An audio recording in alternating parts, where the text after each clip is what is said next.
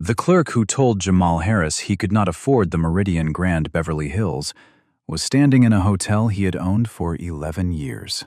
She did not know that yet, but she was about to find out, and so was everyone watching. It was a Tuesday morning in late October. The Meridian Grand was already running, marble floors polished to a mirror finish, a harpist in the corner moving through something unhurried. Two men in navy suits arguing near the concierge station with the careful voices of people who argue about money. A cluster of conference women near the elevator bay, phones out, the restless energy of professionals who had been traveling since before sunrise. The revolving door spun. The man who walked in was tall, broad-shouldered, somewhere in his early 40s. Close-cropped hair going silver at the temples, a face that had learned, across many years and many rooms, to stay completely still. He wore dark slacks and a pale blue Oxford shirt, the collar frayed at the edge, the fabric softened by too many washes. In one hand, a brown paper shopping bag with twisted handles. No luggage, no briefcase, nothing that communicated wealth. He walked toward the front desk without hesitating. Lauren Mitchell looked up. 32, sharp-featured, with a practiced smile that lived near the surface and never went deeper. 2 years at the Meridian Grand had given her a system she would never have called a system. A rapid inventory of anyone who approached. Luggage brand, watch, shoes, posture. The invisible arithmetic of money and belonging that luxury hospitality requires even when it pretends not to. She ran it in 4 seconds. The smile recalibrated. "Can I help you?" The man set the paper bag on the counter. "I need to check in," he said. Low voice, measured, taking up only what space it needed. Lauren looked at his face, then the bag, then his shirt. "You can't afford this hotel," she said. Not a question, not a suggestion. A verdict. The lobby absorbed it the way marble absorbs sound, taking it in, holding it somewhere beneath the surface. "I have a reservation," the man said. Lauren moved to her keyboard with the energy of someone performing a task she has already decided will produce nothing. She typed, looked at the screen, looked back at him. "There is nothing under your name." "Look again," he said. She looked again. Longer than necessary. Then she closed the screen. "There's nothing here." The man reached into the paper bag and set a manila folder on the counter. Thick, neatly clasped. Lauren looked at it for 1 second. Then she grabbed it. Not a nudge, not a slide, but a single deliberate motion, and dropped it over the edge of the counter. It hit the marble floor with a flat, hard slap. Papers spilled wide. One sheet slid toward the decorative waste receptacle beside the desk.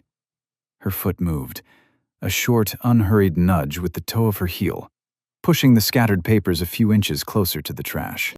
"Keep your things off the counter," she said. Near the luggage rack, a young man in a gray hoodie had been filming with his phone angled low, thumb already on the live button. He had come in to wait for a friend and had noticed the exchange developing with the alert stillness of someone who senses that ordinary moments are occasionally anything but. He was live now. 40 viewers. 60. Jamal looked at the papers on the floor. He did not move to collect them. He reached into his front shirt pocket instead and placed something on the counter. A card. Black matte.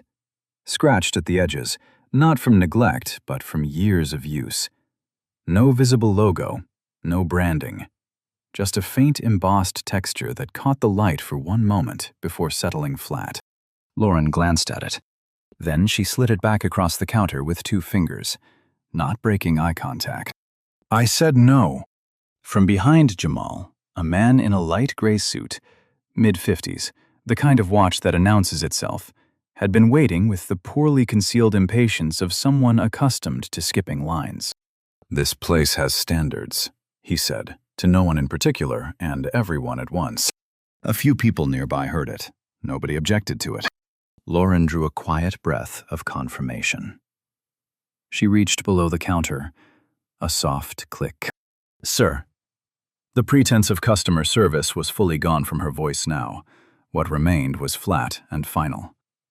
"If you do not leave the premises, I will call the police." She raised her hand in a small, practiced gesture. Across the lobby, the security officer, a large man in a dark blazer, began moving toward the desk. Jamal Harris did not move. His phone buzzed against his leg. He looked down. The screen read, "Chairman Harris, urgent board meeting, 10 a.m. He pressed the side button, silenced it, slid it back into his pocket, and stood where he was. He had heard that phrase before. People like you. The gray suit man had said it while waiting, quietly, with the offhand ease of a line that didn't need volume because its intended listener was not supposed to argue with it. People like you always make a scene. Jamal's hand tightened. Not visibly. Just the slow, controlled pressure of fingers curling against the palm. A habit going back to childhood. Back to the first time he understood that certain things are said specifically to make you respond, because responding gives them what they want. He had learned not to give them what they wanted. He had learned it early and carried it in his hands like muscle memory. He let the pressure go. He stood with his hands loose at his sides and looked at the lobby the way he always looked at a room. Carefully, quietly, with the attention of someone responsible for how it runs. A memory was pressing against everything. He was 9 years old, standing at a service store on the 3rd floor of the Peachtree Continental in downtown Atlanta. His mother had brought him to work that day. The after-school program was closed, no one to watch him, and she had dressed him in his good pants and his church shoes and told him to sit in the staff break room and not touch anything. He had sat quietly. He had not touched anything. But at some point in the late afternoon, he had wandered down the carpeted hallway and found himself looking through the half-opened service door at the lobby below. A decent hotel. A fountain that no longer worked. A man in a suit behind the desk who moved through the space as if every inch of it belonged to him. Jamal had stood there a long time, just watching. 3 weeks later, his mother came home from a shift, and she was not coming home. She was being brought home, in the way of a person whose legs are still working, but whose spirit has been set down somewhere and not fully recovered. She sat at the kitchen table. He heated soup. His sister pretended to be asleep. After a while, his mother said a guest had complained about her, said she was in a hallway she had no business being in. She had been reassigned to that floor that morning by the supervisor. She had every right to be there, but the guest was irregular, and the manager had come to find her in front of 2 other guests and asked her to leave the floor while they sorted it out. She had waited in the break room for 40 minutes. Then she had been escorted out of the main building through a side door. Jamal was 9. He didn't understand all of what that meant, but he understood the way his mother's shoulders curved inward when she told the story, the way she made herself smaller, as if the act of taking up space had become something she no longer trusted herself to do safely. He had never forgotten it. He had never stopped carrying it, the way you carry certain things, not because you want to, but because setting them down was never offered as an option. Now he stood in the lobby of the Meridian Grand Beverly Hills and felt that memory pressing against him, insistent and specific. The shape of the present too close to the shape of the past. He did not argue with Lauren. He did not address the gray suit man. He did not raise his voice or make a gesture that anyone could honestly call threatening. He simply stood and observed. The hairline crack in the marble panel behind the front desk, the floral arrangement positioned to hide a scuff on the counter's surface, the harpist shifting into something minor key without anyone asking her to, the security officer's slight drag in his step crossing the lobby, the hesitation of a man who was committed to his job, but not entirely to this task, and those were not always the same thing. He observed Alicia Rivera at the secondary desk. 28, dark hair pulled back tight, eyes that didn't miss much, opening a screen on her terminal with careful, deliberate hands.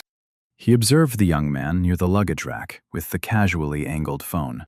He observed all of it the way you observe a room you are responsible for, with attention, without panic, noting what was working and what was not. This was how he had learned to survive in rooms that didn't want him. He had been 22 when the scholarship came through. Georgia State's business program, full package, the one that said yes when the others had not. He worked 3 jobs to cover the rest. One of them was housekeeping. Mornings, 4 to 10, before his afternoon classes. He pushed a cart down carpeted hallways of a mid-level hotel in Midtown Atlanta, stripped beds, cleaned bathrooms, listened through thin walls to the sounds of other people's lives, arguments, television, the loneliness of hotel rooms at 6 in the morning. He had never been ashamed of it, grateful, if anything. It showed him the rooms from the other side of the door. He knew what guests left behind, and what they assumed about the people who cleaned up after them. 18 years later, 5 properties, 3 acquisitions, a portfolio that had crossed 9 figures, and he could still describe exactly what a hotel hallway smelled like from the cart side of the door. He exhaled slowly. Alicia's screen was still open. Lauren had not looked her way yet. The security officer had stopped walking. He was waiting for clearer direction, some signal that would make the next step obvious. He had the posture of a man who wanted this to resolve on its own. Jamal's phone was silent in his pocket. He waited. Lauren Mitchell moved quickly once she decided to move. She picked up the desk phone, the official one, not her cell. The desk phone said, "This is a formal action, not a personal call." She dialed the internal extension for the manager on duty. 4 rings, then, "Robert, front desk. I need you out here."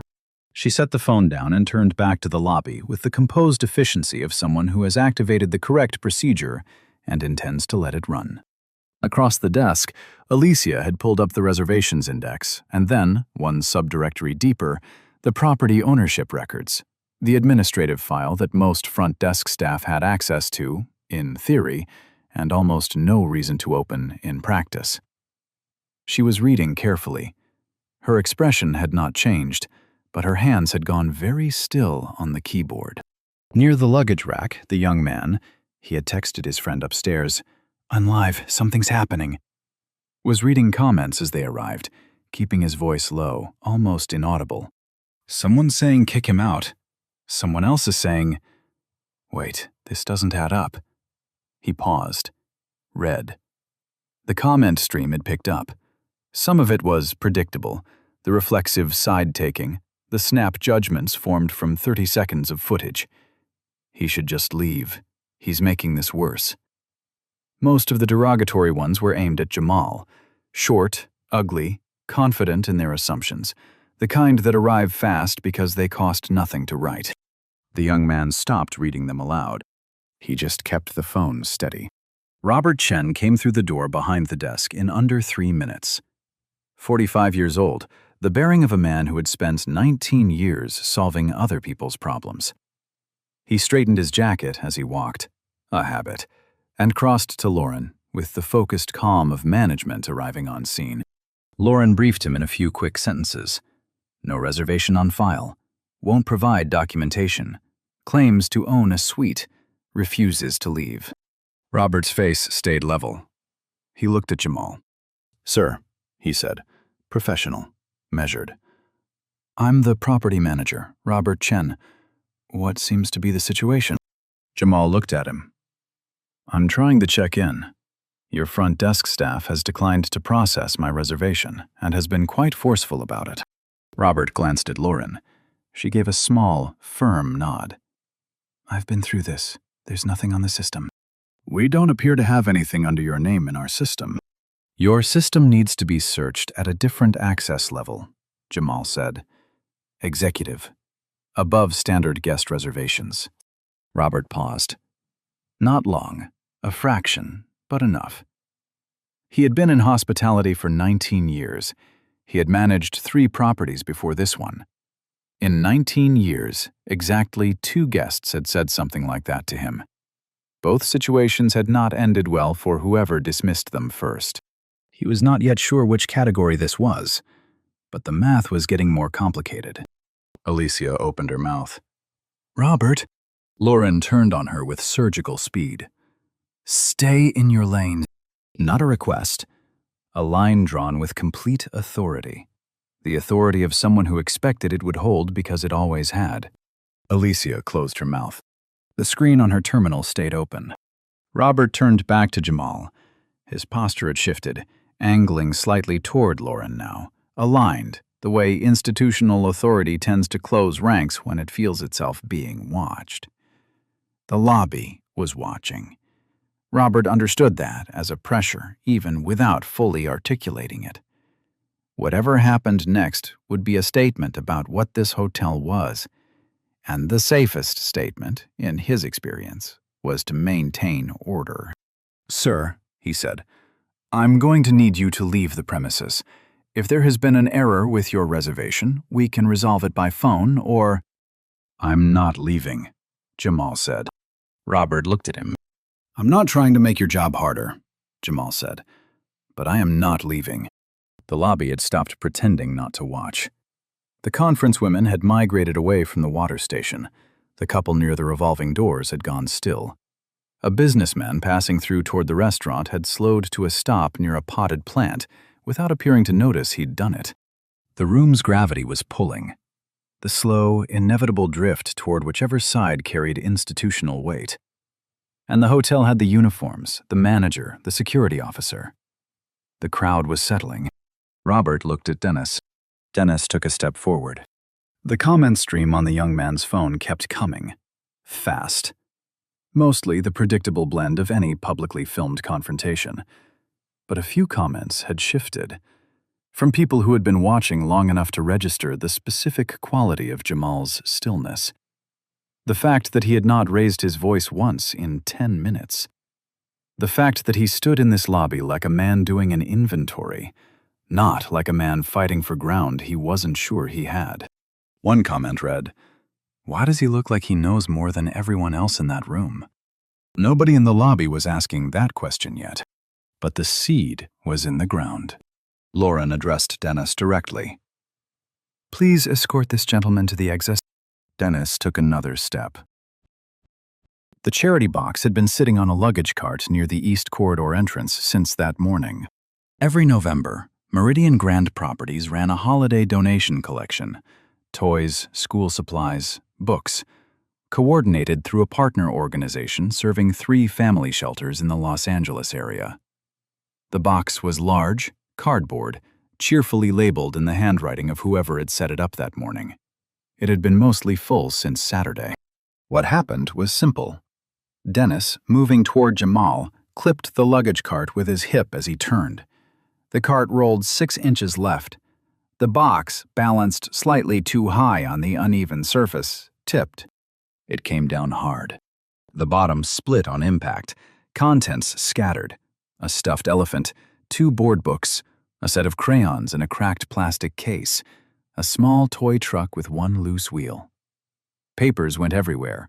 Donation forms, a few handwritten notes tucked in by contributors, a printed sheet with the shelter organization's letterhead. Jamal was the first person to move toward them. Not because anyone asked, not because it was useful. He simply crouched and began collecting the items. The toy truck first, then the elephant, setting each piece back carefully with unhurried hands.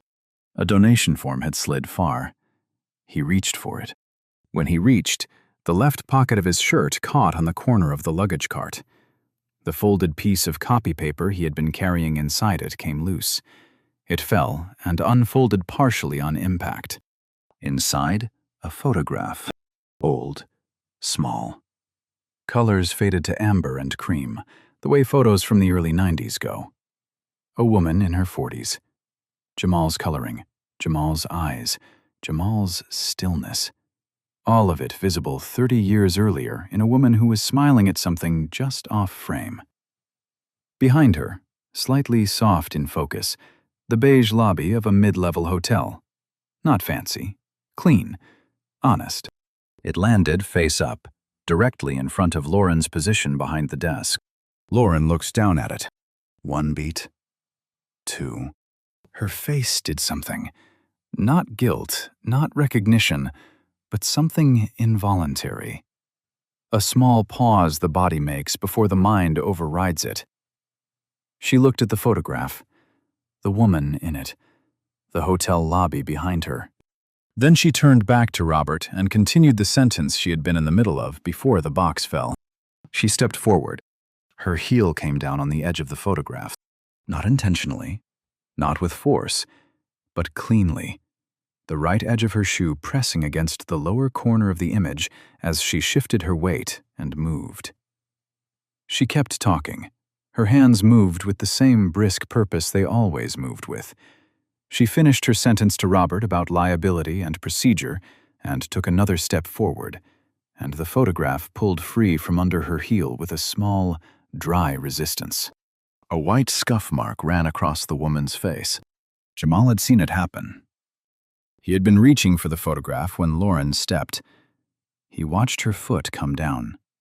He watched her keep talking. He watched her step away. For one full second he did not move, crouched, hands suspended an inch above the floor, and the stillness he had maintained for the last 15 minutes flickered. Not broke, flickered, the way a light wavers when the current drops, then holds. "Please clean up your mess," Lauren said. She was looking at Robert when she said it, not at Jamal, not at the floor. The words arrived as commentary on a situation she had already moved past. From somewhere in the watching crowd, a short sound, barely restrained. A laugh, or something shaped like one.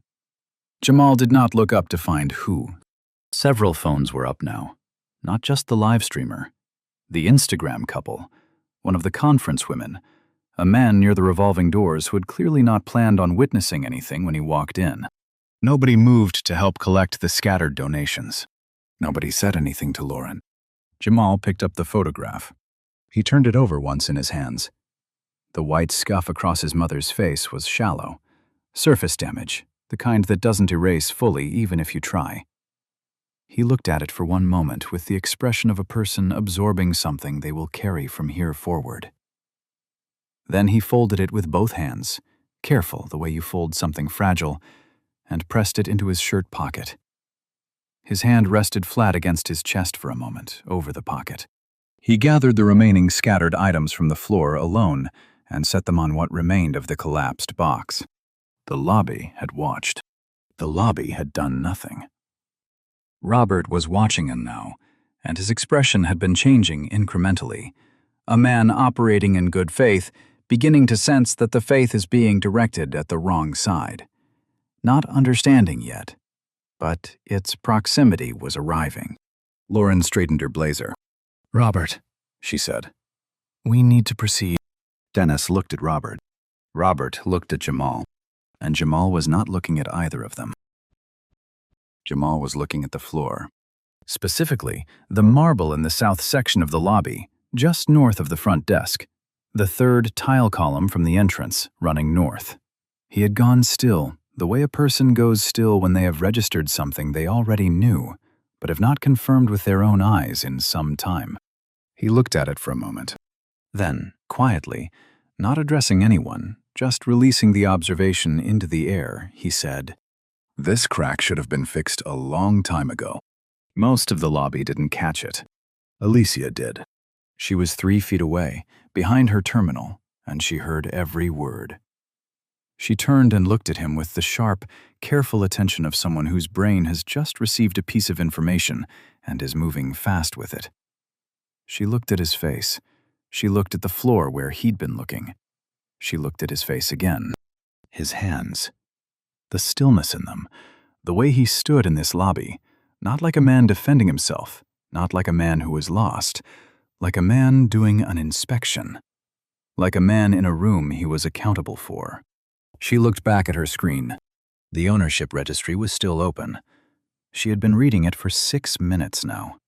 She had read the entry 4 times, because that is what you do when something surprises you. You read it again and again, until the surprise resolves into fact. It had resolved. Near the luggage rack, Sophia, The young housekeeper, 22, 7 months at the Meridian Grand, originally from Oaxaca, had stopped pushing her cart a second time. She had stopped the first time during the photograph. She had started again because standing still in a room like this felt dangerous in a way she didn't want to examine. But now she had stopped again. She was looking at Jamal's face.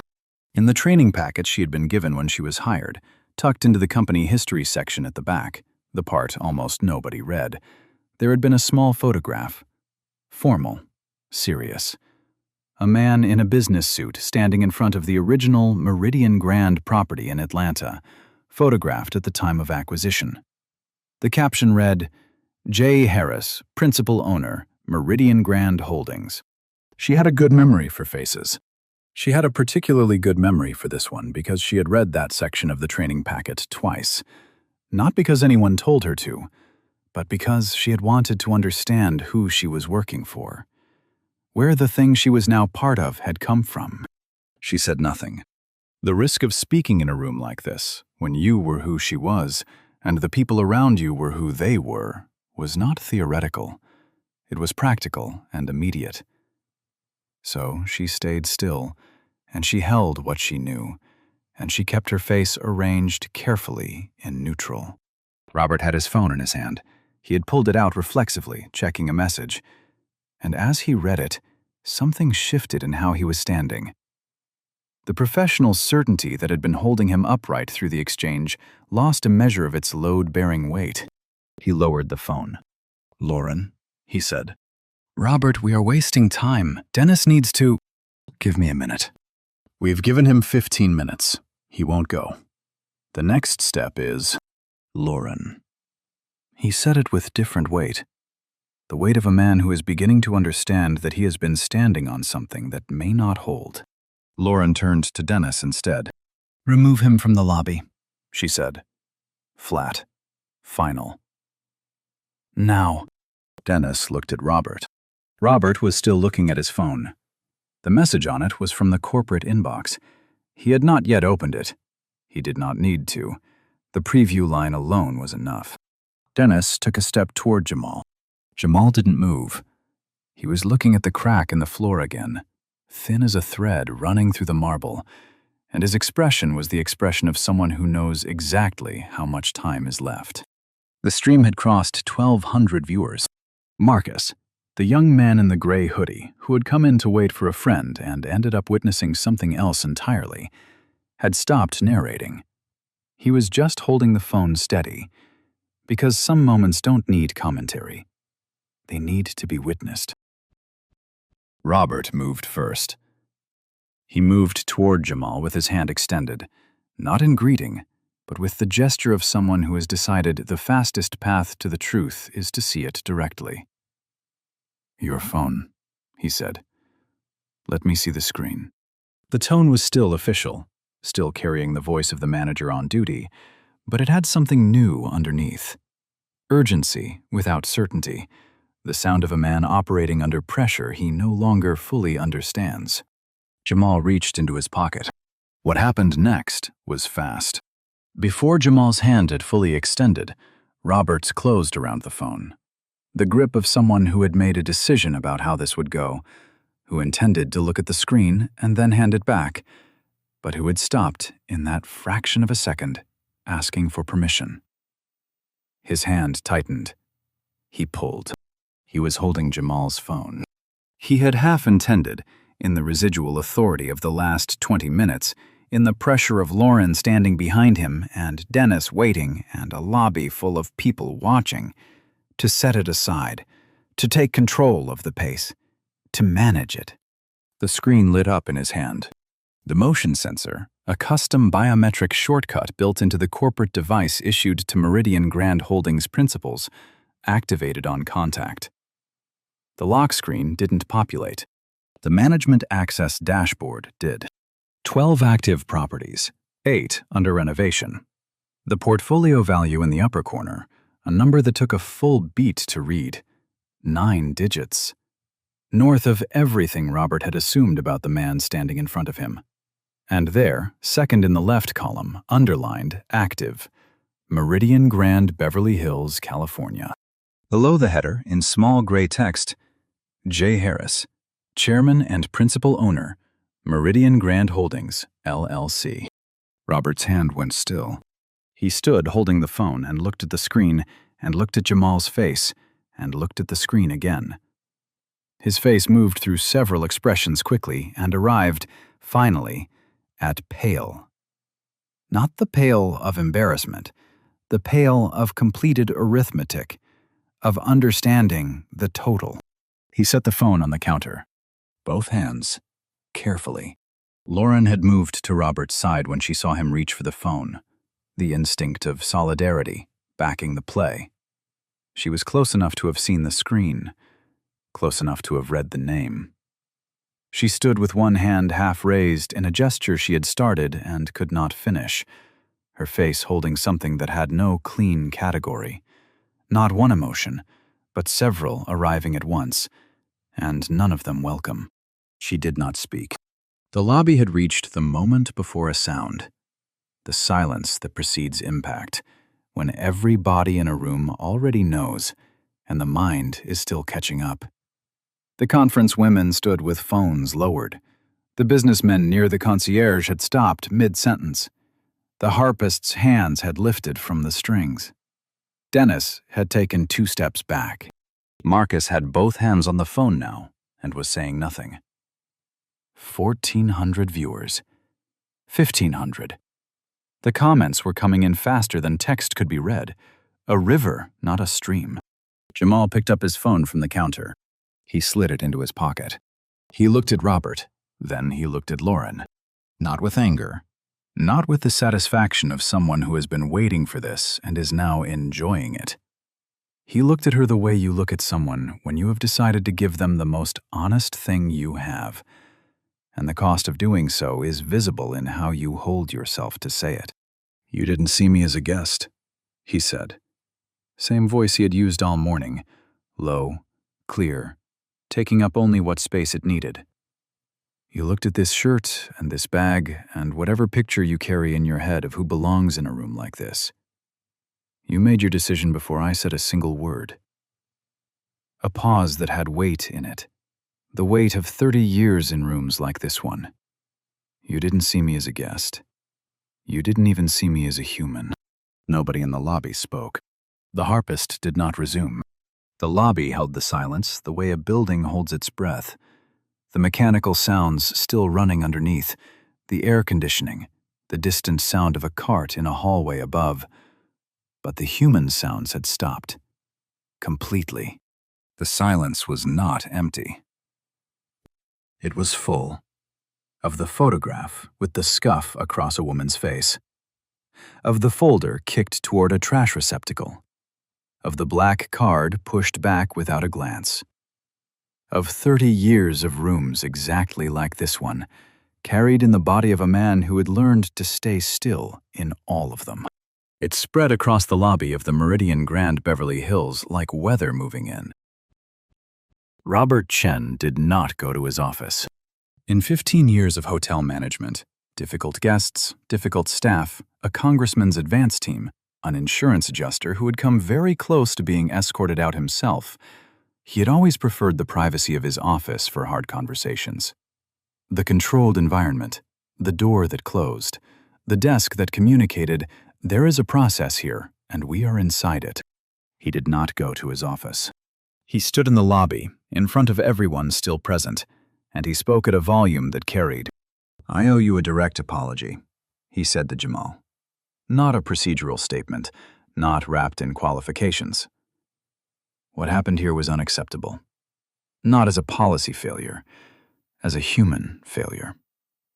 You were treated as a problem to be removed rather than as a person to be helped. I was part of that. I take responsibility for it. He said it without hedging, without the soft corporate packaging that makes apologies easy to issue and meaningless to receive. He said it like a man who understood that the only version of this moment with integrity was the one with no cushion. Jamal looked at him. "I appreciate that," he said. "I mean it. Every removal request is cancelled. Robert said, turning to address Dennis directly. All of it. Effective immediately. Dennis received this with the visible relief of a man who had been standing at the edge of something he did not want to be responsible for. Lauren. Lauren was behind the counter. She had sat down at some point in the last 2 minutes, not as a decision, but in the way a person sits when their legs make the choice for them. She was very still, hands in her lap, the printed keycard on the counter in front of her. She had the look of someone who has recently finished understanding the full shape of what she did and is now in the early, uncomfortable process of living inside that understanding. She looked up. "You're going to complete Mr. Harris's check-in," Robert said. "Same process as any guest. Full service." Her jaw moved. Something crossed her face. More complicated than embarrassment, less resolved than remorse, still becoming itself. She nodded. She stood. She faced Jamal across the counter. "Mr. Harris," she said, her voice careful, each word carrying weight she was working not to show in the volume. "Welcome to the Meridian Grand." A pause, brief, involuntary, honest. "Your suite is on the 22nd floor. I can arrange for your bag to be sent up." Jamal looked at her for a moment. "Thank you," he said. No edge, no theater, just the words. Near the luggage rack, Marcus lowered his phone 3 inches, then raised it again, because the moment wasn't finished. On his stream, a comment read, "He said thank you. After all of that, he said thank you." Marcus turned the camera on himself. Not dramatically. He just looked into the lens. "I want to say something," he said. His voice was careful, unscripted. "I came in here and I watched this happen and I just kept the camera running. I didn't say anything while it was happening." He paused. "That's on me. I should have done something." He looked directly into the lens. "I'm sorry." He gestured once toward Jamal's direction. "You handled that better than anyone I've ever seen handle anything." He ended the clip there and posted it as a separate video immediately. It would be viewed 400,000 times before the end of that day. The conference woman in the gray blazer, 50-something, 22 years in hospitality consulting, crossed the lobby and waited until Jamal had received his key card. Then she addressed Robert plainly. "What that young woman did is textbook discriminatory service practice," she said. "Document everything thoroughly and act on it accordingly." She looked at Lauren without expression. "For everyone's sake." Robert nodded once. What followed was documented. Lauren Mitchell was placed on administrative suspension that afternoon. The security footage, captured from 4 angles, preserved by the legal team alongside Marcus's stream as supplementary record, went to HR before the day shift ended. The review panel examined it alongside 3 prior incident reports filed over the previous 14 months by Alicia and 2 other staff members. Complaints about guest profiling, about the systematic dismissal of certain visitors, about a pattern that had never quite accumulated enough weight on any single occasion to force a formal outcome. 3 incidents individually were borderline. All 3 together, with a live-streamed 4th, were not. Lauren Mitchell's suspension became a termination. The crowd had shifted. Not all at once, not cleanly, but in the way crowds shift when the story they believed they were watching turns out to have been a different story. The gray suit man was already upstairs when his assistant texted asking if he'd seen anything unusual in the lobby that morning. He did not respond for a long time. Alicia Rivera was asked by Robert, before the week was out, to serve as interim front desk lead while a permanent manager was found. She said yes. In the same conversation, she asked whether the hotel would consider partnering with a nonprofit she had been in contact with, a training organization that developed bias recognition curricula specifically for luxury service staff. Robert asked her to send in the information. He read it that same night. 6 weeks later, on a Wednesday morning in early December, The Meridian Grand Beverly Hills opened what its press materials called a Transitional Hospitality Initiative. 20 rooms, 3 nights per week. Extended to individuals and families in transitional housing situations, coordinated through 3 partner organizations across Los Angeles County. Hot meals, laundry access, referrals to employment services, referrals to legal aid. Ordinary amenities, made extraordinary by context. Jamal had been drafting language for a program like this for 2 years. 3 versions of the proposal sat in a folder on his desktop labeled, "When the timing is right." What happened 6 weeks earlier had not created the idea. It had simply removed the last reason to wait. The morning the initiative launched, the lobby was quieter than usual. Fresh flowers, December light falling through the tall windows in long, clean lines across the marble floor. A man came through the revolving doors at 7:15. Early 60s, canvas jacket repaired at the elbow, a duffel bag with a cracked zipper holding everything he owned. A caseworker from one of the partner organizations had driven him over. He stood just inside the entrance and looked at the lobby, the chandelier, the flowers, the harpist in the corner, with the expression of a man encountering something he had stopped expecting. He didn't move right away. He just stood there, taking it in. Not with wonder exactly. Wonder is something you feel when you're surprised by beauty. This was something older and quieter. The expression of a man who had once known what it felt like to stand in a lobby like this, and belonged in it, and had spent 6 years forgetting what that felt like, and was now, without warning, being asked to remember. His name was Emmanuel Okafor. He had been an electrical engineer in Lagos before he came to the United States. He had built a life here, a house in Inglewood, a daughter who had gone to college on a merit scholarship, a wife who had kept a garden in the backyard with tomatoes that came in every August. Then the diagnosis. Then the surgery. Then the bills that arrived in stacks, each one larger than the last, until the stacks became a wall and the wall became a collapse. He had not told his daughter the full extent of it. He had been too ashamed. He had told her he was fine, and then he had quietly not been fine. And the distance between those two things had cost him everything. He stood in the entrance of the Meridian Grand Beverly Hills, and for a moment the only sound was the harpist in the corner, and the soft, distant machinery of a building doing what buildings do. Alicia was at the front desk. She smiled at him. Not the surface smile, the real one. "Good morning. You must be Mr. Okafor. We have your room ready." The man looked at her. 63 years old, originally from Lagos. A medical bankruptcy 8 years earlier had taken everything: the house, the savings, the foundation of the life he had built. 6 years moving through shelters, some nights not even that. "I haven't slept in a real bed," he said, measuring the words carefully before releasing them. "In 6 years." Alicia's expression did not waver. "Tonight you will," she said. She printed the keycard. She came around to the desk, not something the front desk protocol required, but something she had decided to do, and walked him the first 20 feet toward the elevator herself. The way you walk with someone when you understand that arriving somewhere new after a long time away is not a small thing, and should not feel like one. Mr. Okafor looked at the elevator doors when they opened. He looked at his own reflection in the polished metal for a moment.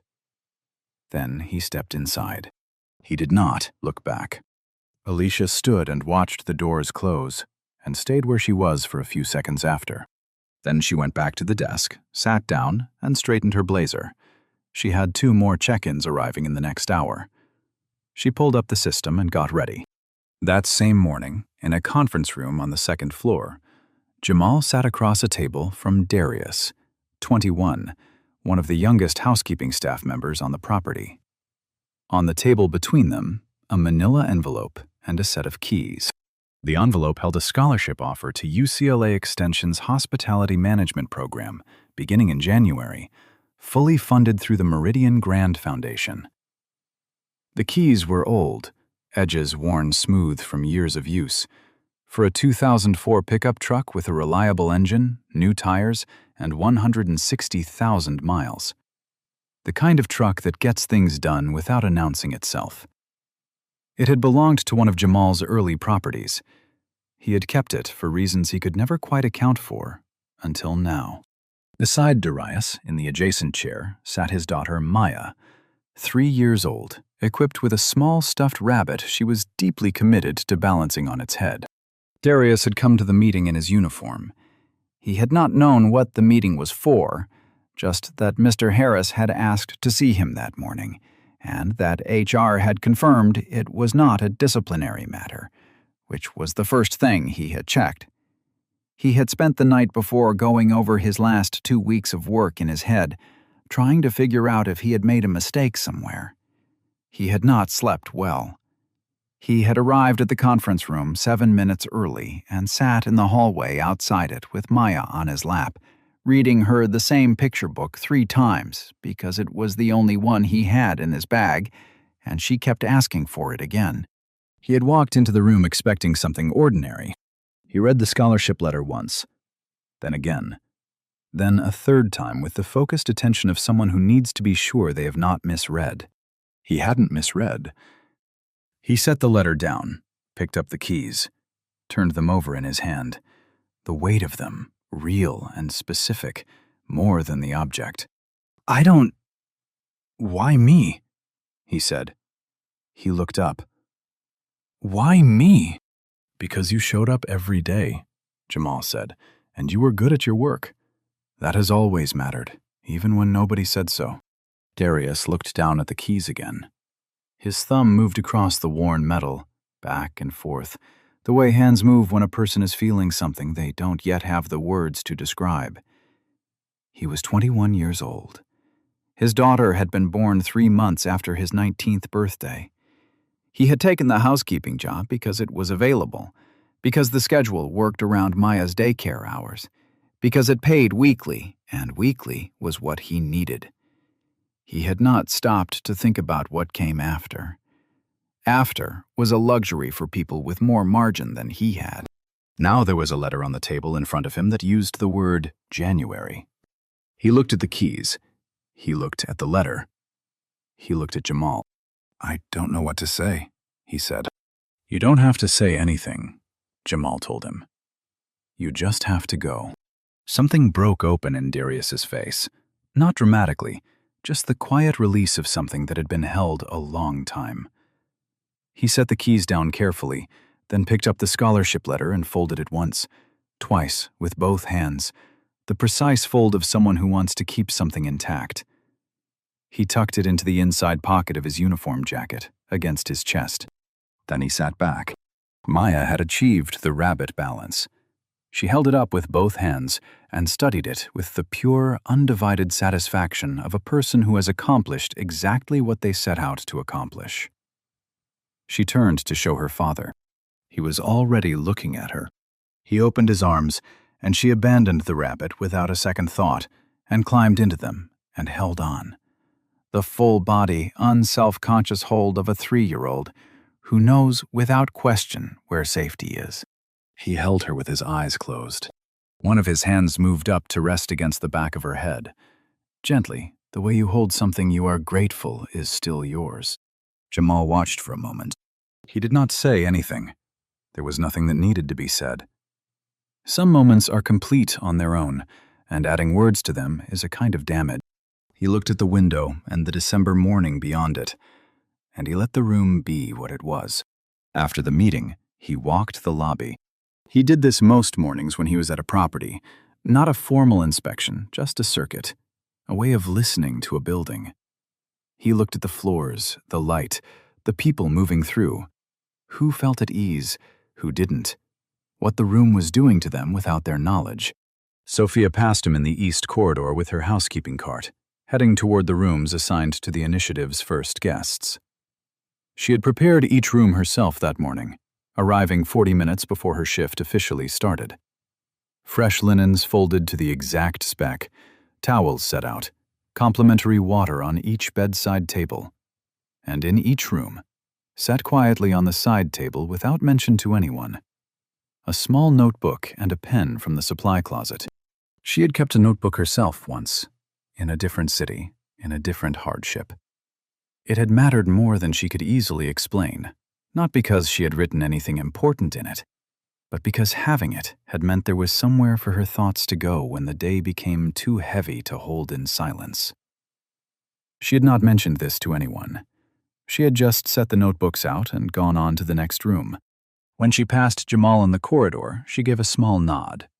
Professional, unhurried, and kept walking. He watched her go. He thought about the 9-year-old at the service door, watching a lobby he did not yet have words for. He thought about his mother, pressing her shoulders inward to take up less space. He thought about the crack in the marble, and the photograph with the scuff mark across his mother's face, and the 40 minutes his mother spent in a break room, waiting for a decision to be made about her right to be somewhere she already had every right to be. He thought about Darius in that conference room with his daughter in his arms and the letter folded against his chest.